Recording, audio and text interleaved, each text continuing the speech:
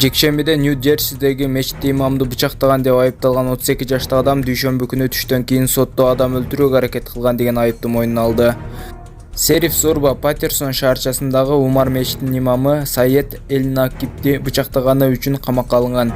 Мечиттин басма сөз катчысы Абдул Хамдан CNN телеканалына билдиргендей, учурда имамдын абалы туруктуу. Эль-Накиб эртең мененки багымдат намазы учурунда болжолдуу саат 5:30 чамасында биринчи рекеттин саждасында бычакталган.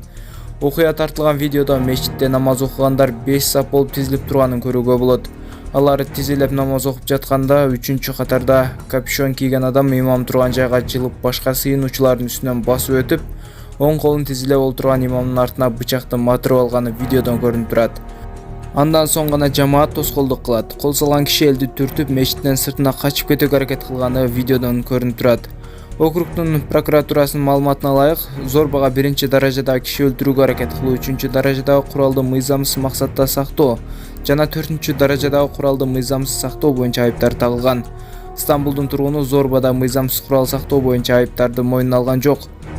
Анын өтүнүчүн дүйшөмбү күнү Зорбанын атынан коомдук жактоочу киргизген. Шектүү сотко Патерсон шаардык сотунун судьясы Винченцо Стампондун алдына кызгылт сары түстөгү комбинезон кийип, узун чачтары көбүнчө жүзүн жаап турган. Зорба сот кызматкерлери менен түрк котормочу аркылуу байланышкан. Стампоне Зорбадан азыркы дареги тууралуу сураганда Зорба Патерсондо жашаганын, бирок так дарегин айткан эмес. Зорба убактылуу кармоочуга камалды.